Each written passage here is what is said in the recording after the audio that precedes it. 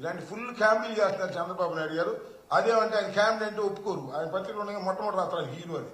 Full comedy, అద్భుతమైనటువంటి కథలు వండి వారుస్తున్నారు. చంద్రబాబు నాయుడు గారు అనుభవజ్ఞుడు అంటమే తప్ప సమర్థవంతమైన నాయకుడు కాదు, ఆలోచనాపరుడు అంతకంటే కాదు. ఇది వాస్తవం. ఈ వాస్తవాన్ని చెప్తేనేమో ఆ పత్రికలు కోపం వస్తే వాళ్ళు మా మీద తీసుకుపడతారు అంతే. ఇంకా ఏమన్నాడు పవన్ కళ్యాణ్ గారు? 2024లో కూడా గత ప్రభుత్వమే వస్తే ఈ మ్యాన్మేడ్ అనేది చాలా దారుణం ఉంటుంది కాబట్టి మీరు కూటమిగా ఎదుర్కొంటానే లేదు. అంటే మ్యాన్మేడ్ విధ్వంసానికి గత ప్రభుత్వం నిదర్శనం. ఏది ఒక్కరు చెప్పమనండి మ్యాన్మేడ్? ఈ చెబుతున్నా కదా తిరుమలది. అసలు చంద్రబాబు నాయుడు గారు అధికారంలో ఉన్నప్పుడు అన్ని మ్యాన్మేడ్ యాక్సిడెంట్లే కదా. చెప్పండి. అంటే లేనిపోయింది ఏదో కథలు చెప్పడం కాదు. ఏమండి గోదావరి పుష్కరాలు ఎంతమంది చచ్చిపోయారు చెప్పండి. దానికి ఏం సమాధానం చెప్తారు? ఇవాళ ఏంటి ఇక్కడ అసమర్థమైన పరిపాలన కాదా? సరే పవన్ కళ్యాణ్ గారు భజన చేస్తున్నారు, చేసుకోమన్నా మనకేం అభ్యంతరం లేదు.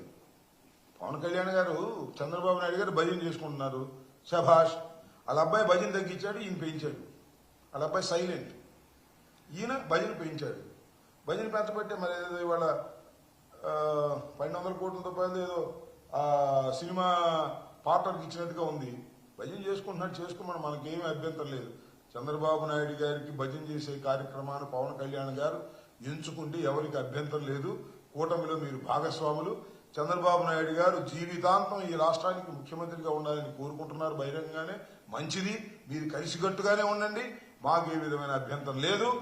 మ్యాన్ మేడ్ యాక్సిడెంట్స్ కానీ ఉపద్రవాలు కానీ చంద్రబాబు నాయుడు గారి టైంలోనే వచ్చాయి తప్ప జగన్మోహన్ రెడ్డి గారి టైంలో రాలేదు. వచ్చినా వాటిని సమర్థవంతంగా ఎదుర్కొన్నటువంటి పరిస్థితులే తప్ప పారిపోయినటువంటి సందర్భాలే లేవు. పవన్ కళ్యాణ్ గారు చెబితే ఎవడు ఈనే పరిస్థితుల్లో తెలుగుదేశం వాళ్ళే లేరు. మీరు చూస్తున్నారు కదా, కోడి పందాలు వేయొద్దంటే వాళ్ళు వేస్తున్నారు. మరి ఈయనేమో కోడి పందాలు వేసిన ఒక ఆయన సస్పెండ్ చేశారంట ఎవరినో, మరి అక్కడ బ్రహ్మాండంగా వేసుకుంటున్నారు కోడి పందాలు. ఇవాళ కూడా బిజినెస్ లాగా. ఓకే,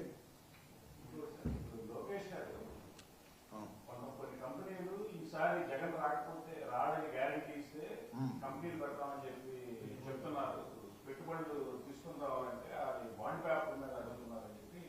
అంటే లోకేష్ గారి మీద ఎంత నమ్మకం ఉందో చూశారుగా, ఈ కూటమి ప్రభుత్వం మీద ఎంత నమ్మకం ఉందో చూశారుగా.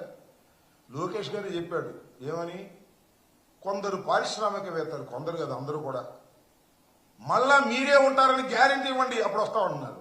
ఇది ఎక్కడ గ్యారంటీ ఇస్తాడు? అంటే అర్థమైపోయింది వాళ్ళకి. ఏమండి అడిగారుగా మీరు, అర్థమైపోయింది వాళ్ళకి నెక్స్ట్ నువ్వు ఉండవని. అదే వాళ్ళు చెబుతున్నారు.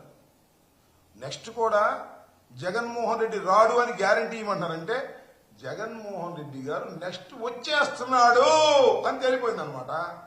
వాళ్ళకి అర్థమైపోయింది. అందుకని పెట్టుబడి రావట్లేదు, జగన్మోహన్ రెడ్డి గారు వచ్చినప్పుడే పెట్టుబడి పెట్టుకుందాం అనుకుంటున్నారు.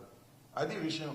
ఇది తెలిసి చెప్పాడో తెలియక చెప్పాడో, ఇది మాత్రం ఖచ్చితంగా జగన్మోహన్ రెడ్డి గారే తిరిగి మళ్ళా అధికారంలోకి వస్తాడని పారిశ్రామికవేత్తలు నమ్ముతున్నారు. మీ పరిపాలన ఫెయిల్ అయిపోయింది, మీ పరిపాలనలో పట్టుబడి పెట్టాలంటే భయంగా ఉంది అనేది చాలా స్పష్టంగా అర్థమవుతుంది.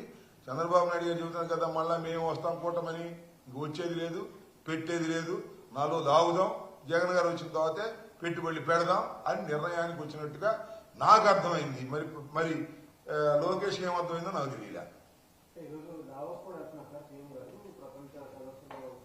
దావత్ సీఎం వెళ్తున్నాడు, అంతకుముందు ఆయన వెళ్ళాడు, జగన్మోహన్ రెడ్డి గారు వెళ్ళి అక్కడికి వెళ్ళటం అనేది పెట్టుబడిదారులను ఆకర్షించడం కోసం అక్కడికి వెళ్ళటం అనేది సహజంగా జరుగుతున్న ప్రతి సంవత్సరం జరుగుతున్నటువంటి అంశమే.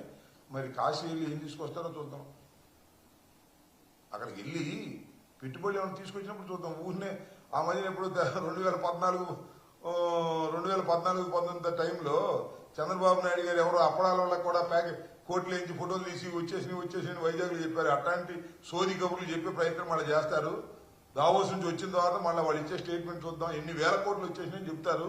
చూద్దాం అవన్నీ ఎన్ని కాకమ్మ కథలు చంద్రబాబు నాయుడు గారు కట్టుకథలు వెళ్ళి అద్భుతంగా ప్రజలకు చెప్పడం, అవి వాటి పత్రికలు ప్రచారం చేయడం అనేది ఇది సర్వత్రా జరుగుతున్నటువంటి అంశం. మళ్ళీ ఇది ఒక అంకానికి ప్రారంభించారు. దావోస్ వెళ్ళి వచ్చి ఏం తీసుకొస్తారో చూద్దాం. కాశీ వెళ్తున్నారు కదా, ఏం తీసుకొస్తారో చూద్దాం. ఓకే.